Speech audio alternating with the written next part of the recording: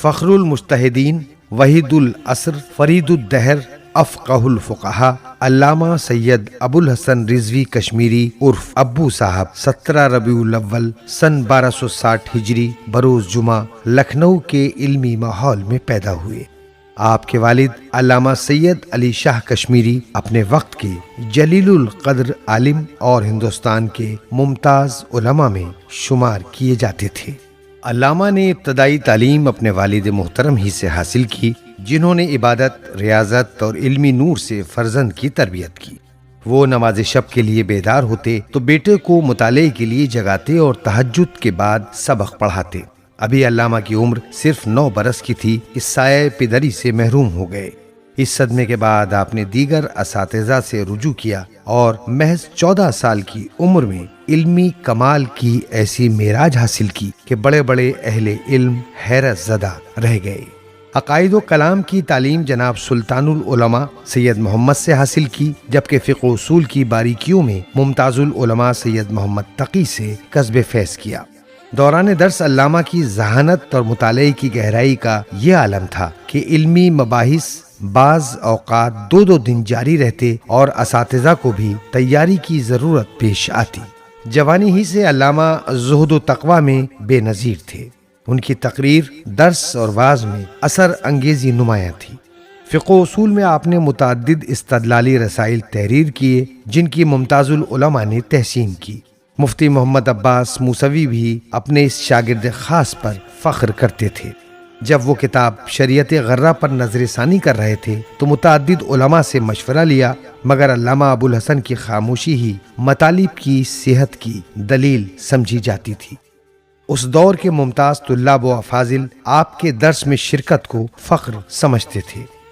آپ کے نامور شاگردوں میں مولوی سید محمد صادق کھجوی، نجم العلماء سید نجم الحسن رضوی، ظہیر العلماء سید عابد حسین بھیک پوری، مولوی سید نذیر حسن بھیک پوری، مولوی سید سبط حسن جون پوری، مولوی سید محمد علی عظیم آبادی اور مولوی سید محمد حسین نوگانوی شامل ہیں۔ آپ کے مواعظ بہت دلنشین ہوتے، جنہیں اس وقت کے اکابر علماء کے مواعظ پر فوقیت دی جاتی تھی۔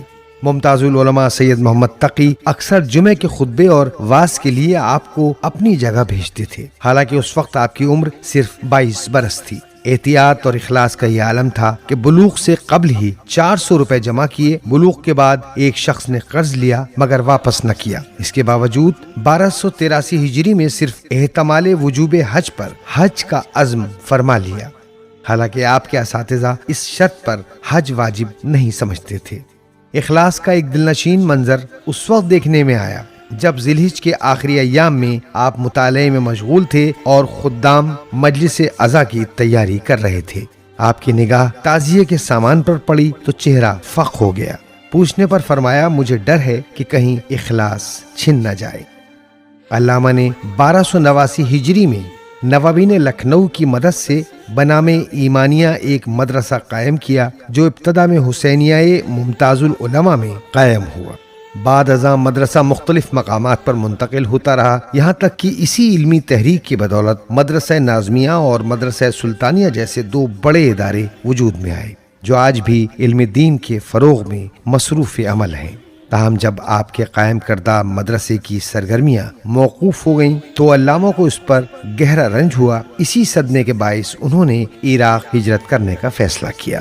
علمی مصروفیات کے باوجود علامہ نے تصنیف و تالیف کے میدان میں بھی قلمی جوہر دکھائے اور کثیر تعداد میں علمی آثار چھوڑے، جن میں ان کی تصانیف میں شرح فصول علم کلام، شرح 40 40 احادیث کی شرح، حواشی بر رسائل شیخ مرتضی، تعلیقات بر قوانین الاصول اور رسالہ در مسئلہ نجاست مائع قلیل جیسے علمی و فکری شہپارے کے نام لیے جا سکتے ہیں۔ اللہ نے آپ کو 4 فرزند عطا کیے، جن کو سید زین العابدین، آیت اللہ سید محمد جعفر، آیت اللہ سید محمد باقر اور علامہ سید محمد ہادی کے نام سے پہچانا جاتا ہے۔ آخر کار یہ روشن علمی چراغ 24 محرم 1313 ہجری میں کربلا معلیٰ میں خاموش ہو گیا۔ کربلا میں شان سے تشییع جنازہ ہوئی۔ نماز جنازہ آپ کے فرزند آیت اللہ محمد جعفر نے پڑھائی۔ اور حرم امام حسین علیہ السلام کے باب زینبیہ کے قریب مقبرہ نواب نوازش علی کابلی میں سپرد خاک کر دیا گیا۔